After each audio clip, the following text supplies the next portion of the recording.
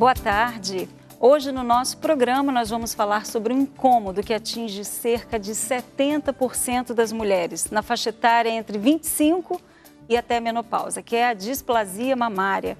Vamos saber como minimizar o desconforto mamário. Eu recebo aqui a doutora Regina Maura, que é mastologista e vai esclarecer todas as nossas dúvidas. Boa tarde, doutora, é um prazer recebê-la. Boa tarde, Fátima, boa tarde, Ana, é uma alegria muito grande estar aqui com vocês, poder esclarecer as dúvidas dos telespectadores da TV Universal. Queria, a princípio, inclusive, agradecer bastante o convite de ter essa oportunidade. Nós aqui agradecemos a presença da senhora. Eu estou aqui com a Ana Cláudia. Boa tarde, Ana. Boa tarde a todos. E como a doutora falou, né? Assim como é um prazer para a senhora, é um prazer para a gente também estar aqui diariamente. Então, essa pessoa que está aí do outro lado, vale a pena ficar conosco, que nós vamos ter tanto a parte da doutora, como no nosso segundo bloco, um testemunho que com certeza vai abençoar você e a sua casa. Então, fique com a gente. É isso aí. Daqui a pouquinho, uma história de superação fortíssima, de uma pessoa que viveu um drama no casamento que você nem tem ideia. Mas antes disso, nós vamos a uma matéria falando sobre a displasia mamária e já voltamos com a doutora Regina. As mulheres sofrem de algumas coisas que os homens nunca vão nem sonhar o que são. Dores, cistos e inchaço nas mamas estão nessa lista. Principalmente quando a mulher predisposta a esses sintomas está no período pré-menstrual, a displasia mamária literalmente aparece. Ela é caracterizada por alterações benignas nos seios e é mais frequente nas mulheres que não têm filhos. Após a adolescência é quando aparece, pode sumir com a amamentação e voltar na menopausa. Totalmente relacionada com hormônios femininos, o acúmulo de fluidos no tecido mamário provoca dor, sensibilidade, inchaço e endurecimento e nódulos nos seios. Geralmente ele não é câncer, são lesões benignas. Quando se fala em nódulos ou cistos nos seios, a maioria das mulheres ficam aflitas, por uma razão muito pertinente a esse assunto. O câncer de mama é o segundo tipo de câncer mais frequente no mundo e o que mais mata entre as mulheres. Pesquisas mostram que, em média, surgirão a cada ano 49 mil casos dessa doença. Os especialistas afirmam a importância do diagnóstico precoce ser a única chance de cura. Esse tumor dobra de tamanho a cada 3 meses. Para cada 1 milímetro de aumento dos nódulos, as chances de cura diminuem 1%. Desses 50 mil casos, 11 mil mulheres morrem por ano por causa do câncer de mama. Vamos saber em quais sinais devemos nos atentar? Se ela sentir um caroço, uma vermelhidão, uma alteração da característica da pele, ou se tem dor, ou se está inchado, ou se houve uma turgescência, ou se saiu uma secreção pelo bico, um carocinho debaixo do braço. É importante fazer exames anuais, os check-ups, como os médicos dizem. O câncer de mama tem cura e a displasia mamária também. O check-up é importante para que você conheça o seu corpo, conheça os seus hábitos de vida e, a partir daí, você construa a sua aposentadoria de saúde. Ao contrário do que as pessoas fazem, que é procurar um pronto-socorro somente quando não se sentem bem. E quando, no check-up, os exames mostram alguma alteração, não quer dizer que é um câncer. É um susto grande. Me rendeu 5 quilos esse susto, porque você fica nervosa, ansiosa e acaba comendo e acaba, sabe? Se cuidar e lutar, vale a pena para conseguir voltar a ver leveza e beleza na vida. Isso é essencial para você, mulher. E lembrando que a partir de agora você pode ligar pelo nosso telefone 5644-5210. Você pode fazer a sua pergunta para a doutora Regina. Doutora, eu queria começar perguntando sobre essa questão. Parece que não se usa mais esse termo displasia mamária. Fátima, o termo displasia mamária remete à ideia de uma disfunção celular, de uma alteração na formação celular, e não é o que acontece, né? A dita displasia mamária, hoje a gente nomeia de alteração funcional benigna da mama, porque é funcional, é uma coisa fisiológica, alterações hormonais do ciclo menstrual durante a vida da mulher, que levam com que o tecido mamário retenha mais líquido, possa chegar a formar até nódulos e cistos, dê uma mama mais dolorosa, mais inchada, e essa é a que antigamente se dizia displasia mamária. Quais são todos os sintomas de uma pessoa que tem displasia? É como eu falei, a dor mesmo. A dor, o aumento do volume das mamas, sentir algum nódulo, sentir algum cisto, algum nódulo na mama, é isso que a mulher mais queixa. Algumas mulheres têm dores intensas, dores muito fortes, que realmente a fazem procurar um médico. O pior disso tudo é a cancerofobia, que a gente diz, né? A mulher que sente alguma coisa na mama, ela já associa que ela possa ter um câncer e que aquele sintoma seja de câncer. E não tem nada a ver, né? A gente sabe que essas alterações são funcionais, são benignas e não tem correlação nenhuma com o câncer. Mas, por um outro lado, realmente é inevitável. A mulher fazer o autoexame, se depara com um nódulozinho. E como distinguir? Existe como, através desse autoexame, a pessoa se apalpar e falar assim, não, isso aqui é um simples nódulo, isso aqui é um problema grave? Na verdade, a mulher deve ir anualmente ao médico, ser examinada.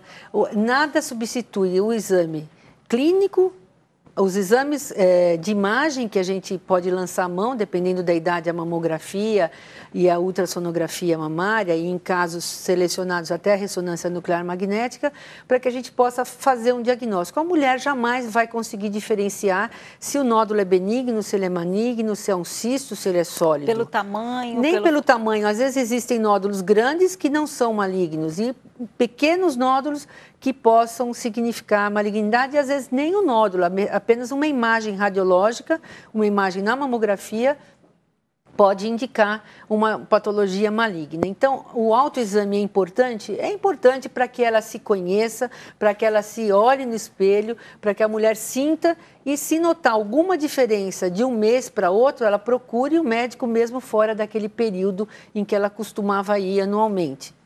A gente recomenda o autoexame, em geral, no período pós-menstrual. Aquelas mulheres que não menstruam, que elas marquem uma data do mês, por exemplo, todo dia 1º eu vou fazer meu autoexame.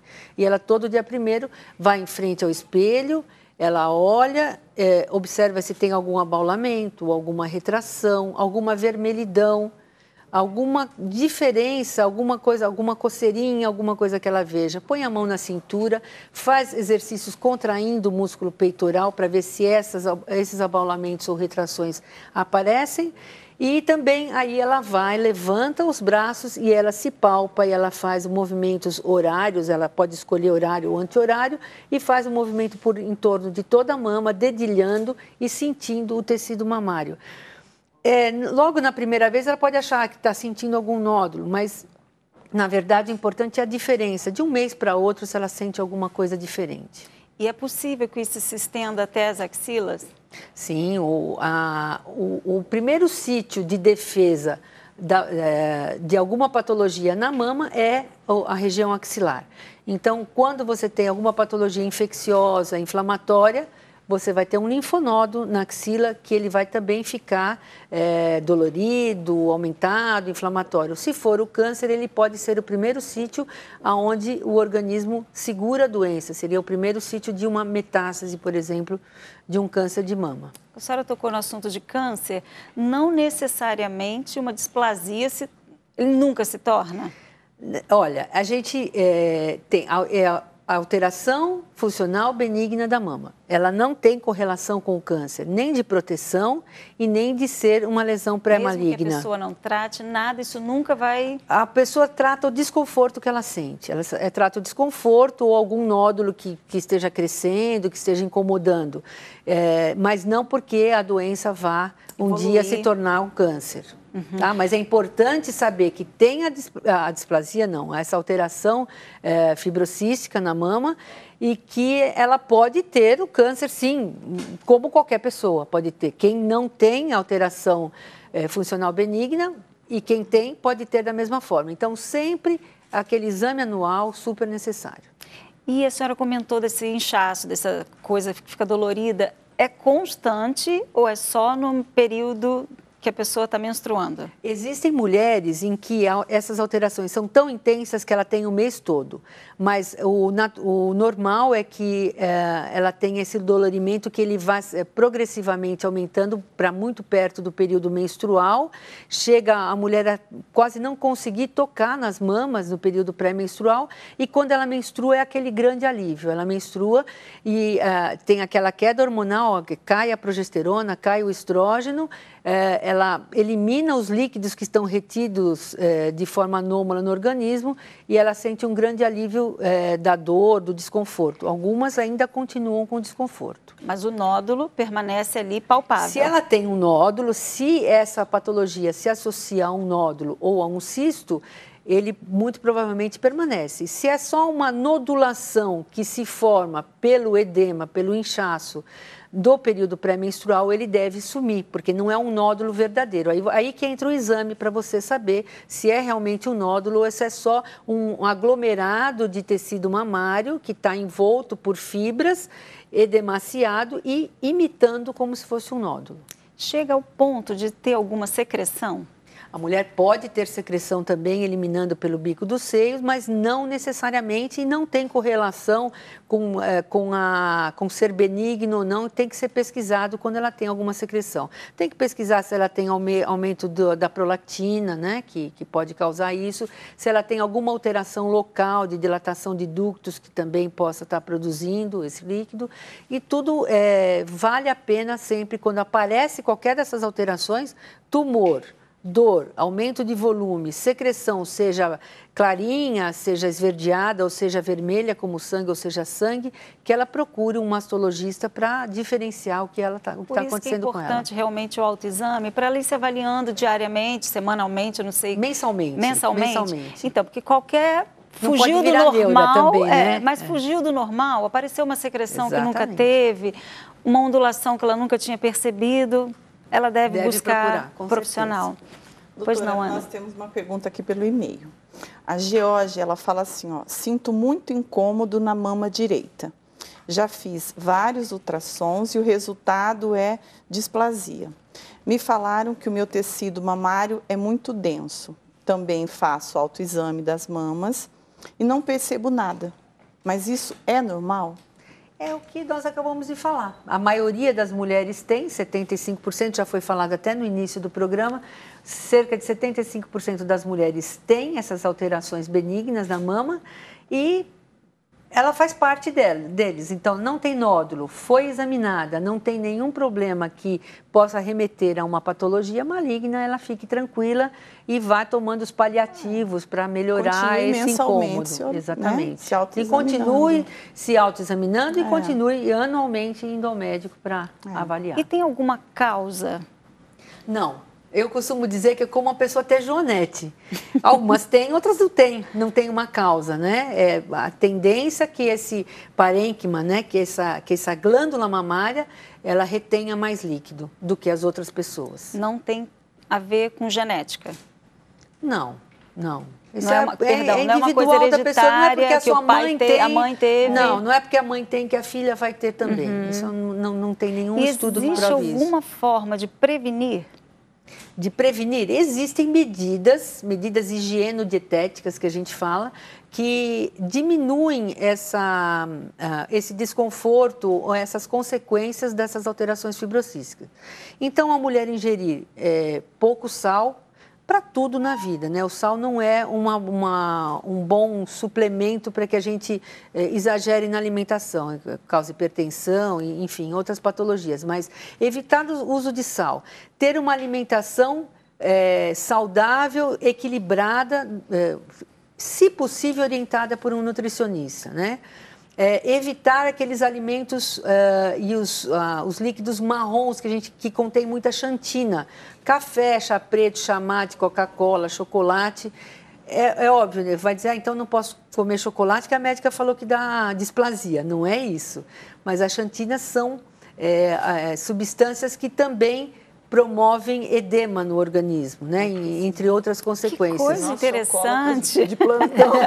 Já ia ficar assim. É uma notícia um pouco triste. E o especial é, para tudo isso, a atividade física, né? A atividade física acaba regulando o nosso metabolismo de tal forma que até os hormônios funcionam de uma forma mais regular, são produzidos de forma mais regular. Então, associando essas medidas dietéticas com a atividade física regular, especialmente a atividade física aeróbica, além de prevenir outras doenças cardiovasculares, enfim, melhorando a saúde como um todo, também previne o aparecimento desse incômodo das alterações fibrocísticas da mama. Doutora, a Mariana de Vila Prudente, ela tem uma pergunta para a senhora. Boa tarde, doutora.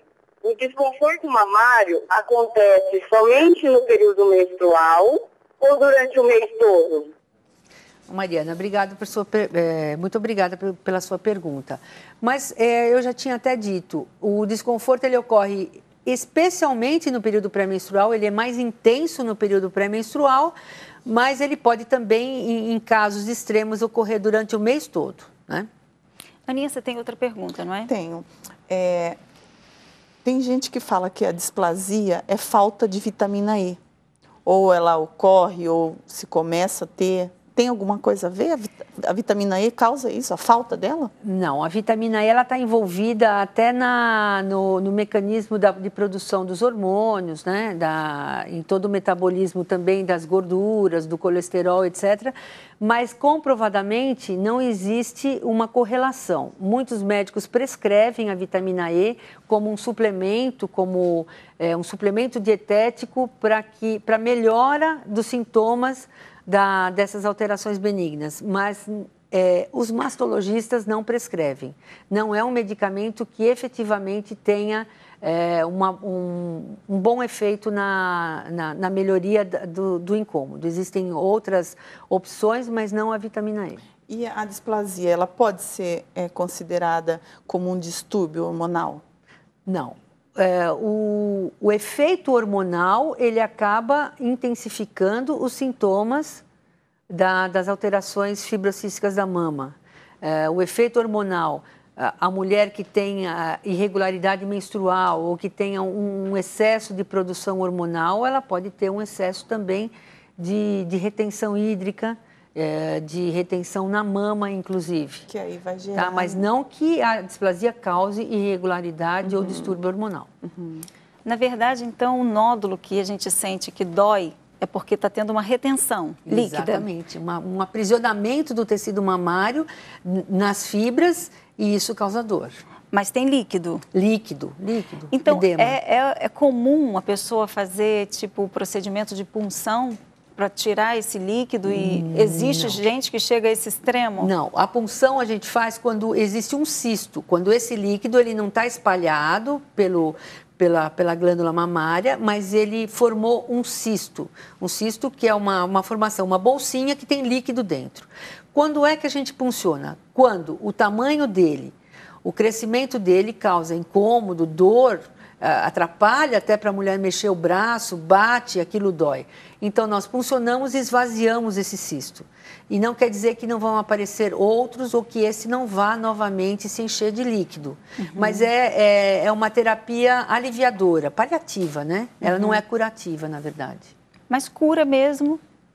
Cura para alteração fibrocística não existe. Existe controle, como muitas doenças que nós temos, ou como muitas alterações, que eu até tinha comentado que não existem capítulos mais no livro de alteração funcional benigna da mama, até porque não é uma patologia, é uma alteração funcional. Então, não é dizer que existe cura, existe controle, você consegue manejar esse desconforto com algumas medidas como as que eu falei. Eu não sei se a gente foge um pouquinho do assunto, mas, por exemplo, eu já escutei uma pessoa falar uma expressão assim, eu tenho um nódulo de gordura no seio. Não existe, não né? Existe não, isso. Não existe isso. Então, todo nódulo... O nódulo, seria... ou ele é benigno ou maligno, ele pode ser um fibroadenoma, se ele for benigno, pode ser outro tipo histológico de nódulo sólido. O nódulo ele pode ser sólido ou líquido. O que vai diferenciar, em geral, é o ultrassom. O ultrassom é que dá uma ideia, ou ele pode ser misto, ele pode ser líquido, e dentro ele tem uma vegetação, ele tem uma porção sólida, já é um cisto perigoso.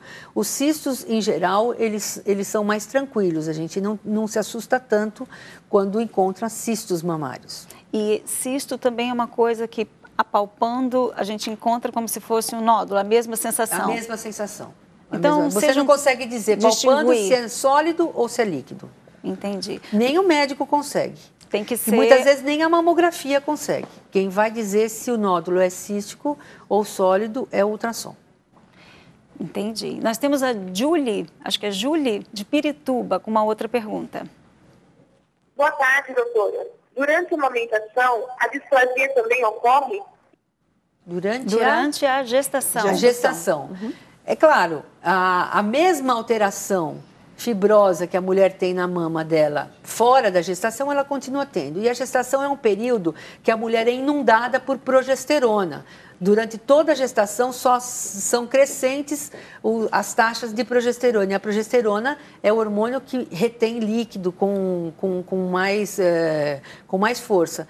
Então, com certeza, os incômodos que a mulher tem fora da gestação, ela vai ter também na gestação. No início, então, da gestação, tem mulheres que dizem que a dor é insuportável.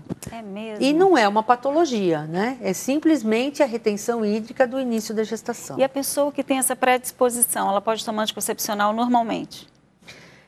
Depende, precisa de uma avaliação do mastologista, precisa saber se dos antecedentes, todos os antecedentes que ela tenha, se ela fuma, se... Aliás, uma outra coisa importante, né, que eu não falei para a gente prevenir essas alterações e os incômodos dessas alterações é o fumo. O fumo é um fator que ele é preponderante na piora desses sintomas e no aparecimento dessas fibroses ou desses cistos ou pseudocistos ou nódulos ou pseudonódulos que a gente falou. E você tinha perguntado com relação ao anticoncepcional. O anticoncepcional, você tem que avaliar tudo isso. Se a mulher fuma, se ela tem antecedente de tromboembolismo, se ela tem algum antecedente cardíaco, se ela tem antecedentes de câncer de mama, de câncer de ovário, de câncer de pulmão. Enfim, você tem que fazer uma avaliação completa para saber se ela pode ou não tomar. Como o anticoncepcional, especialmente os de baixa dosagem, eles promovem uma regularidade de ciclo e uma regularidade de nível hormonal, algumas mulheres se beneficiam e têm minimizado os seus sintomas só com o uso do anticoncepcional. Então, o fato de ter alteração funcional benigna da mama não é um impeditivo de tomar anticoncepcional. E a mãe que tem que amamentar, cheia de dor, é assim mesmo? Tem que encarar e pronto? Já na amamentação, a mama já se dilatou, os ductos já estão mais longos, os lóbulos mamários hipertrofiados, a mama já teve uma adaptação.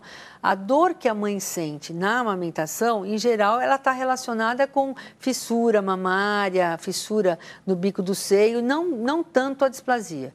E é lógico, se ela tem um engurgitamento mamário, isso dói muito. Então, as orientações, quando a mãe tem o bebê, elas têm que ser precisas para que ela consiga amamentar o seu bebê, para que ela saia do hospital já com o bebê mamando ao peito, que não saia com mamadeira, que não saia com leite de vaca, porque o nenê ele nasceu para mamar leite da mãe. Quem nasceu para tomar leite de vaca é o bezerro.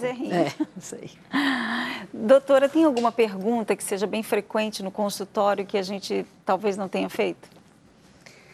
As pessoas têm muito medo da correlação do câncer, né, com essa patologia benigna, que nós já conversamos que não existe, né, que não existe essa correlação. É importante a mulher saber que pode ter em qualquer fase da vida, né? Essas alterações. A partir do momento que ela começa a menstruar, ela pode começar a ter os sintomas dessas alterações na mama. Elas se exacerbam no menarqueme, nessa fase que a mulher ovula e que todo mês menstrua e que tem as variações hormonais. E ela pode melhorar bastante no período da pós-menopausa. Né? É importante que a mulher saiba, normalmente, o protocolo é que se inicia as mamografias aos 40 anos de idade, a não ser que a mulher tenha um antecedente na família de câncer de mama ou até de câncer de ovário, né? Porque a gente tem que correlacionar com aquela mutação genética do BRCA1, BRCA2. e a mulher fazer a sua avaliação anual. Desde que ela iniciou a atividade sexual, ou a partir dos 25 anos, começar a fazer seu exame de Papa Nicolau, o seu exame na mama, que aí já não digo autoexame, mas anualmente o médico precisa examinar. Então, é comum, às vezes, a gente encontrar no consultório a paciente perguntar: mas a senhora examina a mama? Por que eu tenho que tirar o sutiã? Não, examina sim. Você não é só um órgão genital baixo, a mama é um órgão importante na mulher e que tem que ser examinado anualmente pelo médico. E aí o médico sabe que quando ele necessita do ultrassom, quando necessita da mamografia e quando os dois levam ainda a dúvidas e você ainda precisa de uma ressonância nuclear magnética ou outro exame que seja uma punção de agulha grossa, uma biópsia da mama. Agora, é muito comum também a pessoa recorrer a ginecologista só, né? Tem nós problema? estamos até conversando, né? Era porque isso que eu ia comentar. Era isso que a Ana ia perguntar. Às vezes, a cidade não tem um mastologista. Ou então, o mastologista tem muita demora para conseguir a consulta, porque a paciente tem convênio e é para daqui 6 meses. O ginecologista ele está apto para fazer uma avaliação, um exame, pedir os exames e dizer: olha, aqui é tudo benigno, está tudo bem. Agora, aqui eu estou achando que pode ter algum problema, tem um risco de haver malignidade, então você tem que procurar um mastologista. Existe uma patologia que faz a mulher procurar na emergência sem ser realmente uma emergência, que é quando ela põe a mão, ou o marido põe a mão e sente um nódulo na mama, e é de madrugada e a mulher se desespera e vai correndo para o pronto-socorro. É óbvio que não vai ter um mastologista de plantão, mas o médico que está lá vai saber acalmar, né, dizer: não, vamos marcar, vamos fazer um ultrassom na urgência, fique tranquila, e vai depois fazer o segmento com o mastologista ou com o seu ginecologista. Bolsa de água quente acalma um pouquinho essa dor? A mulher, ela acaba descobrindo o que para ela é melhor. Não, a bolsa de água quente não é uma boa indicação, porque vai promover vasodilatação, talvez promova mais edema ainda, e a dor pode até piorar. Aninha, chegou uma ligação? Meu Deus, chegaram muitas. Vamos tentar. Que bom. Mas tem uma aqui que dá para a senhora responder.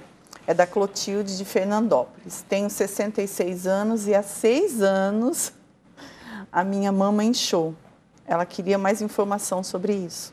Que a senhora, de repente, pode ajudá-la nisso. A mama dela inchou e continua inchada, provavelmente, né? Ela, será que nesses 6 anos não fez nenhuma avaliação? Então, vale, Clotilde, né? Clotilde. Clotilde, vale aquilo que eu falei. Anualmente, você precisa ser consultada por um ginecologista. As unidades básicas de saúde, em geral, têm ou médico de família ou, pelo menos, tem um ginecologista sempre à disposição para que faça esse exame anual. Não deixe de fazer a sua avaliação, não deixe de fazer o exame anual, que é extremamente importante para a longevidade, né? Nós queremos viver cada vez mais, mas precisamos nos cuidar para viver cada vez mais. Aí tem a Kátia, de São Bernardo. Eu não entendi muito a pergunta dela, mas pelo jeito pode existir calcificação? Sim, são as microcalcificações ou as calcificações grosseiras. Aí já não é nada palpável e não tem nenhuma correlação com o que nós estamos falando, que é da alteração fibrocística da mama. Ela fala aqui que ela faz exames e sempre dá esse resultado. Então, dependendo do tipo de calcificação que a mama... Se ela for grosseira, se ela for uma calcificação que ela tem os formatos bem regulares, não são preocupantes. Quando são muito pequenininhas, que a gente chama de microcalcificação, quando elas estão agrupadas... e elas têm formatos que a gente chama pleomórfico, que são múltiplos formatos, a gente prossegue na investigação diagnóstica. Então, pode proceder a uma mamotomia, que é uma biópsia por agulha grossa daquela região onde existe a microcalcificação. Esse material se confirma com raio-x que ele está com as microcalcificações, ele vai para anátomo patológico e se diferencia se a mulher tem uma patologia maligna ou benigna.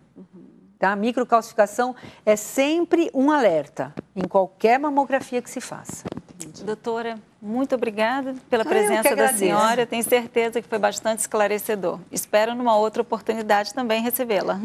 Se Deus quiser, eu agradeço muito a oportunidade que vocês, pelo convite que vocês me fizeram a vir aqui. E estou à disposição. O que precisar, eu estou na clínica Doutor Família, que é uma clínica de multiespecialidades, inclusive a mastologia, a ginecologia geral, a obstetrícia e pediatria, todas as especialidades. Nós estamos à disposição na Vila Industrial, na zona leste de São Paulo, um lugar bastante povoado. Quer dizer, a mulher querendo se cuidar tem como, tem né? Tem como sim. Muito obrigada. Obrigada, senhora. Nós vamos agora ao intervalo e voltamos daqui a pouco com uma história surpreendente. Realizar um sonho é o que aconteceu com a minha vida.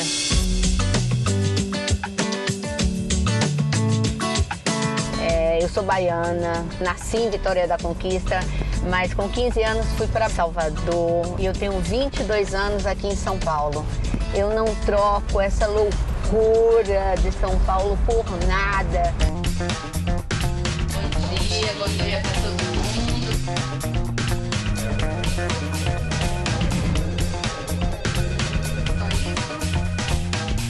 A minha empresa é uma empresa de comunicação e eventos. Respiro isso 24 horas.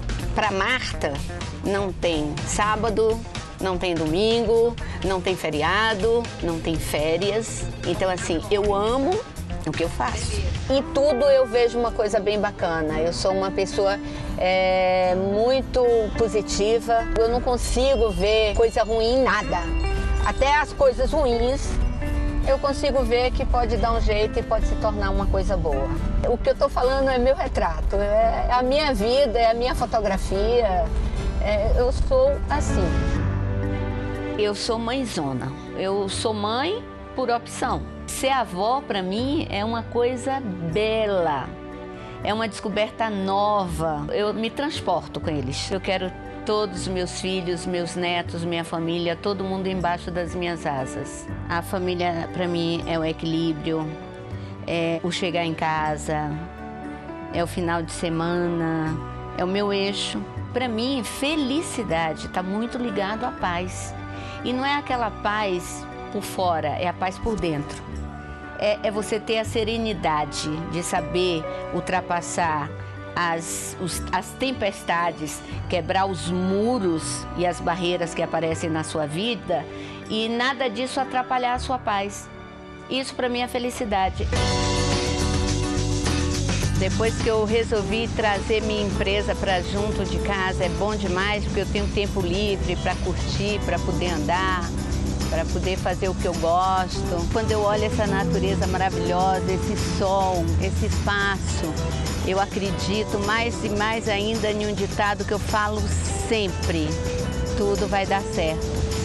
Eu sou uma mulher realizada em tudo. Tenho família feliz, empresa feliz, clientes felizes. Eu sou feliz. Eu sou Marta Barreto, publicitária, empresária, mãe, avó, esposa. Eu sou a Universal. O nosso programa, ele é ao vivo e você pode ligar e conversar com a gente. Nosso telefone é o 5644-5210.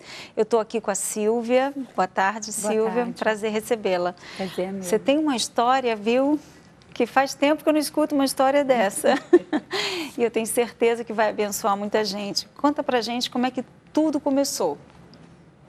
Aos 18 anos, como toda moça, né, pensando em casar, aquele conto de fada, o príncipe, tudo.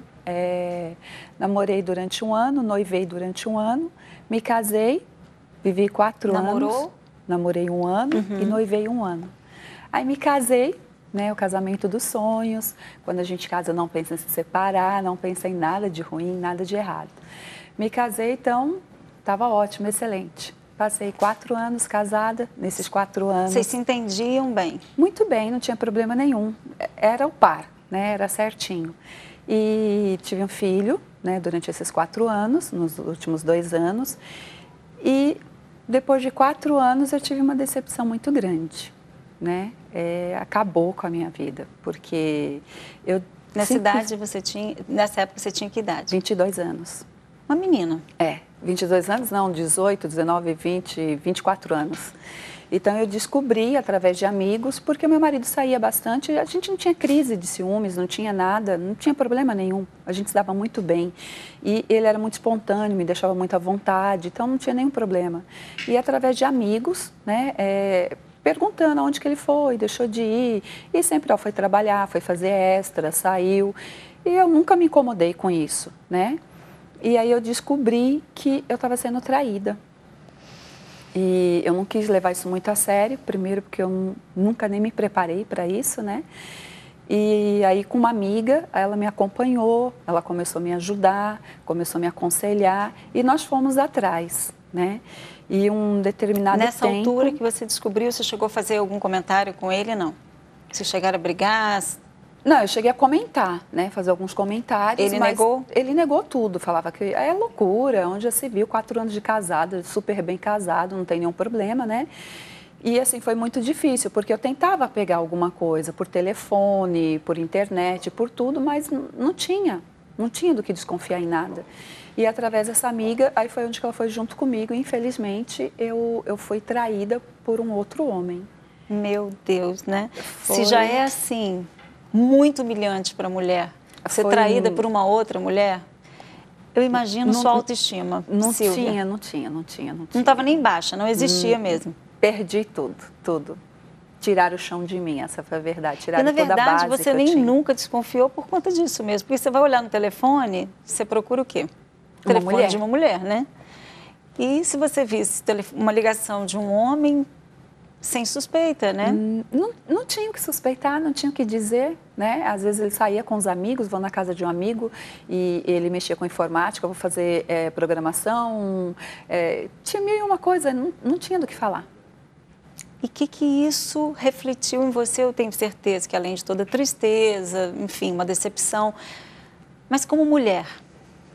Eu fui preparada, né? Primeira filha, primeira neta, primeira bisneta. Então, eu fui preparada para me casar e permanecer casada, né? Não fui preparada para os altos e baixos, né? Da vida. E, assim, ali acabou a minha vida, né? Eu providenciei me separar, eu não tive estrutura para contar para os meus pais. E, então, assim, eu vim de uma família muito rígida, então ninguém iria aceitar a separação. Deixa eu te interromper um pouquinho, Silvia. Quando você falou com ele, né? Depois vocês sentaram para conversar. Sim. E ele alegou o quê? Tipo, quando você chegou e parou para conversar com ele, ele alegou alguma coisa? Eu nunca gostei de você, ou isso começou de um dia para a noite? Aconteceu essa conversa ou não? Aconteceu essa conversa sim, mas assim, ele permaneceu quieto e pediu que eu ficasse com ele, né? Permanecesse no nosso casamento, porque isso seria um choque para a nossa família. E assim, eu não tinha muito o que falar. Que você aceitasse a situação. Que eu aceitasse a situação. Ele com uma outra pessoa, mas que vocês mantivessem a aparência. Isso mesmo. De um casamento perfeito. Perfeito. Uhum. E eu não tive estrutura para manter isso, não. Como infelizmente, né, dona Fátima? Existem mulheres que, infelizmente, pagam esse preço e aceitam essa situação, né? Que não foi o seu caso. Você se separou, realmente? Eu me separei. Eu procurei um advogado, expliquei toda a situação, me divorciei, até na época como que eu já estava com meu filho com 2 anos, aí ele perguntou... Não, meu Deus, olha, desculpa interromper, mas imagina, sozinha já seria um drama, com filho, né? Não, filho, e assim, era tudo que eu desejava, né? Casada, um filho, um lar, assim, até então, ótimo, não tinha do que falar, não tinha do que reclamar, em nada. E aí eu me vi, assim, desamparada da noite para o dia, né, de família, de todos, porque eu não tinha estrutura. Como que eu ia ter estrutura para me chegar para minha mãe e para o meu pai e falar, olha, sabe aquele casamento lindo, tudo aquilo que vocês prepararam para mim, aconteceu isso. Eu tinha vergonha, eu não tinha coragem de me olhar no espelho e admitir aquela situação que eu estava passando. Foi muito difícil. Não, imagino. E penso também que deva ter refletido em você, porque assim, você era uma menina, 24 anos, você ainda tem a vida pela frente, né? Com certeza, arranjar uma nova pessoa, mas eu imagino a insegurança que você levou para esse próximo relacionamento. Não existia mais homem. Eu deletei. né? Essa parte homem. Tamanha decepção. Então, eu passei a viver a minha vida somente para o meu filho de 2 anos. Então, eu ia trabalhar e não tinha autoestima para me arrumar, eu não saía final de semana, se eu saísse era só para ir no shopping, para levar meu filho para passear. A minha vida ficou em torno do meu filho, mais nada. Como mulher sem esperança. Acabou a minha vida de mulher. É mesmo? Você se olhava, se achava feia? Não, eu não fazia mais um cabelo, eu não fazia mais unha, eu não fazia uma maquiagem, eu não tinha mais vontade de viver. Eu só não me matei porque eu tinha uma criança para me cuidar. E aí? O que aconteceu depois desse... Você passou quanto tempo assim? Eu passei 6 anos assim. Até que eu voltei, depois de muitos anos, voltei a encontrar uma amiga minha, né? E ela me apresentou um rapaz. E esse rapaz já tinha tido um relacionamento também, já tinha passado uma série de situação, uma série de problemas. E ela me apresentou. Mesmo assim, eu fui muito rude, né? Não quis aceitar de primeiro momento. Aí, depois de uns 15 dias, aceitei até sair com ele, almoçar fora. E depois de 2 meses, foi tudo muito rápido, né? Se apaixonou? Me apaixonei, depois de 2 meses eu já estava casada. Até porque extremamente carente. Muito carente. E ele devia ser um homem que supria isso, né? E também pelas experiências, né? Porque ela está falando que ele já tinha passado por algumas coisas, né? Já, ele é uma pessoa bem madura. Bem resolvida, Bem resolvida. Né? Então, realmente, um homem, né? Preencheu aquilo Preencheu, era como se fala? O meu porto seguro. O que realmente o que você buscou no precisava. Outro, né? E que, de repente, nesses 6 anos alimentou. Buscando em alguém, né? E, de repente, a pessoa olha assim e fala assim, não, ele é maduro. Eu também sou madura, porque eu já passei uma situação, uma experiência, né? Eu amadureci. O que a pessoa nem imagina é que ela está partindo por um outro relacionamento com uma bagagem que vai refletir naquele relacionamento. Tanto você levou os seus problemas, como ele também levou o dele, né? Porque ele também veio de uma relação fracassada. Isso. E é o que é muito comum hoje em dia. A gente vê as pessoas se unindo e elas sequer param para saber a fundo o que você viveu, como você foi, para poder entender realmente quem é a pessoa, né? Na verdade, e saber com quem vai lidar. Na verdade, não é uma união, é uma tentativa, né? Exatamente. Vamos tentar, né? E não para ter essa reflexão. Peraí, eu estou entrando num relacionamento, mas... O que eu espero? O que eu quero desse relacionamento? É porque as pessoas, Ana, pensam muito assim, a gente gosta da mesma coisa, eu sou assim, sensível, carente, ele é tão carinhoso. Ela visualiza a coisa muito superficialmente. Como se isso fosse sustentar um relacionamento. Uma relação, e a gente sabe que não é por aí, né? Isso aí é tudo muito bonitinho enquanto vocês estão namorando. Mas quando se parte por um casamento, a convivência é bem diferente de tudo isso, né? Prova disso é o que a gente vê, esses relacionamentos hoje descartáveis, né? E é de onde vem, por exemplo, imagina, determinado momento que a Silvia se deparou com ele chegar em casa atrasado. Com certeza, talvez você não se lembre, mas com certeza na hora vem o medo, vem uma insegurança de novo. Por quê? Porque... Vem a lembrança, não tem a bagagem dela, é a raiz que está dentro dela mesmo, e né? Aconteceu isso, Silvia? Quer dizer, vocês já estão relatando o acontecimento. Sem saber, aconteceu mesmo, né? Aconteceu, porque não tem jeito. Porque por mais que a gente não conheça, né? E nem tenha vivido isso, mas a gente conversa muito com as pessoas, né? E assim, por também esse conhecimento espiritual que a gente acaba tendo, né? Desenvolvendo, a gente vê que o problema é bem mais no fundo, né? Verdade. É bem mais, fica bem mais escondido. Então, no namoro é só flores, no namoro é muita paciência, no namoro tudo tá bom, tudo é possível, a gente suporta, a gente tolera. E no casamento, a coisa não funciona assim. Tanto é que você teve essa segunda experiência. Conta pra gente. Depois de 2 meses namorando, casamos, né? Passei para a família, tudo, aquela situação toda, tudo muito lindo, muito maravilhoso. Após 6 meses, veio tudo, a dinamite, explodiu tudo. Os problemas dele, a bagagem dele, né? Como você falou, a minha bagagem. Então, quer dizer, um problema pior do que o outro. Ele já trazia também uma filha já do primeiro casamento, né? Já tinha uma série de problemas com a ex-mulher, também sofreu traição. Então, era uma pessoa que tinha receio de tudo e de todos. E eu com a minha bagagem, né, já terrível também. Aí começou as crises de ciúmes, o porquê chega tarde, o porquê demorar, olhar telefone, e aí vem tudo à tona. Vai acontecer tudo de novo e, infelizmente, a cabeça da mulher, né, é terrível. Então, eu não parei para analisar, porque eu estava tão vazia, eu precisava tanto, eu necessitava tanto de uma pessoa do meu lado. E eu queria aquilo, né? Então, o primeiro momento foi o que eu vi, o meu porto seguro nele, e eu abracei aquela situação.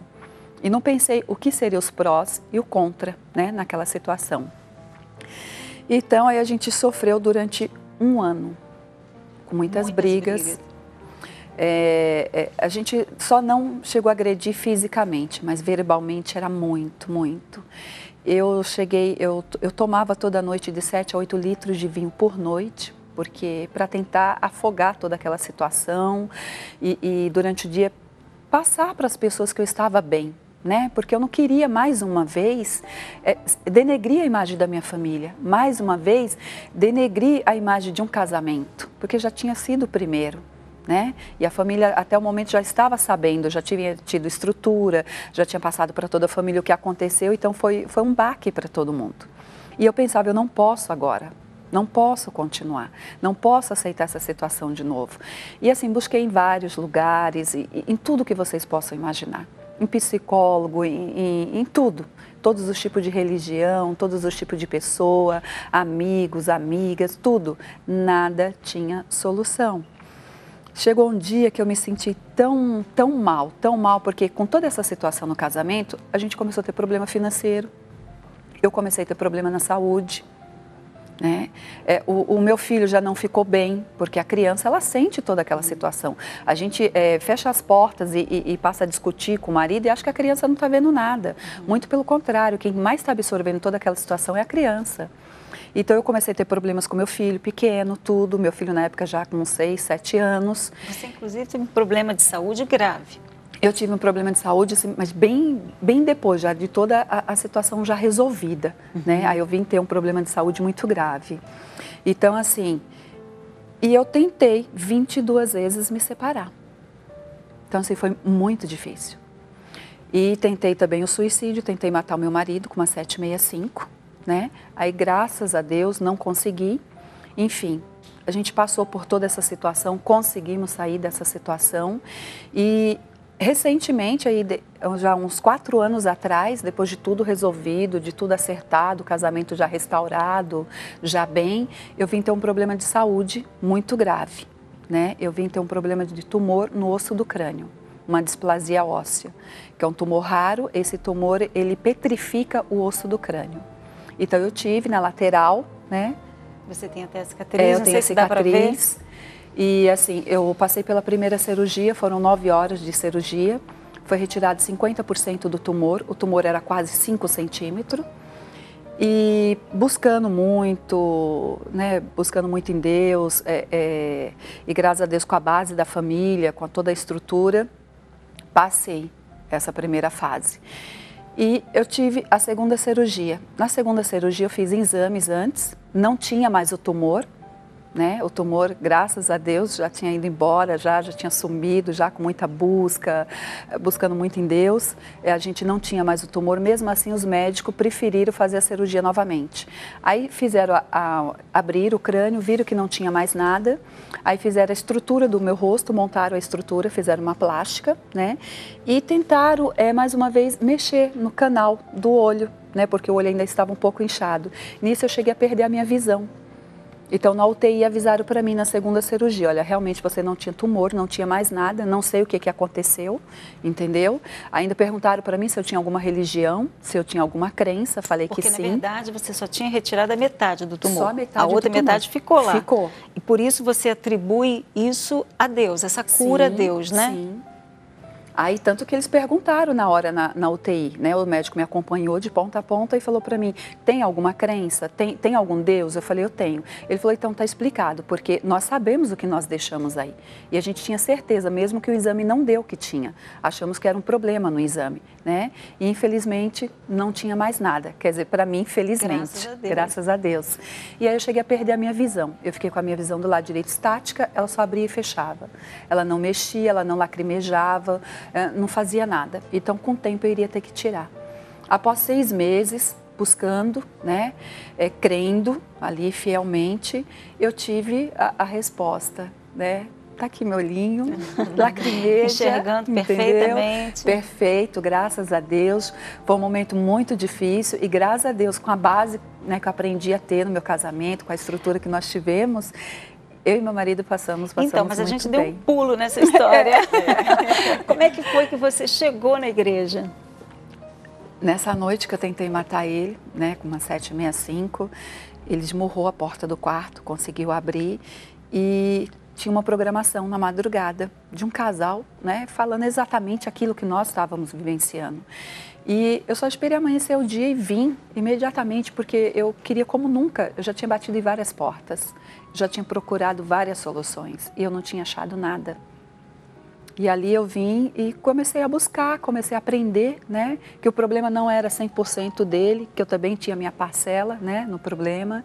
E ali a gente foi sendo instruído, foi sendo orientado, fomos buscando e fomos aprendendo, fomos dividindo isso e graças a Deus... Você hoje é feliz no casamento? Graças a Deus. Com o mesmo marido, não precisou mudar de marido? Não, não, de maneira nenhuma. É porque...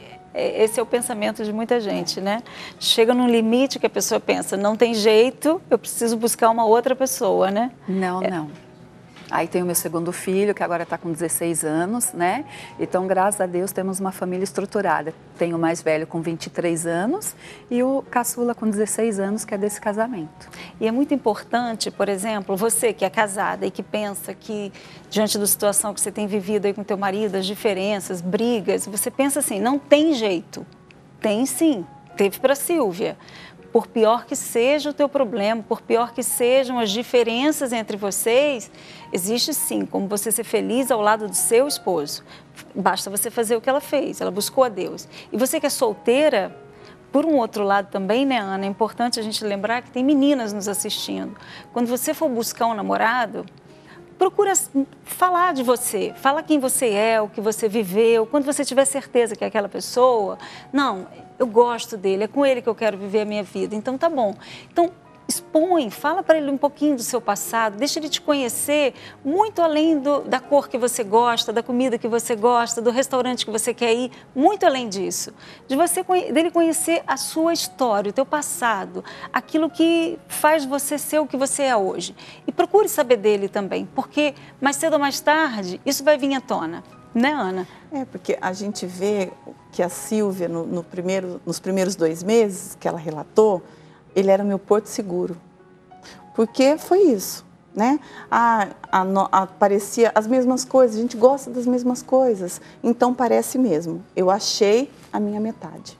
Só que essa metade gosta de outras coisas, essa metade pensa, os pensamentos são diferentes, as reações, então você está conhecendo só um lado. Procura conhecer o outro lado, que esse outro lado, depois você se casando, você vai viver 24 horas.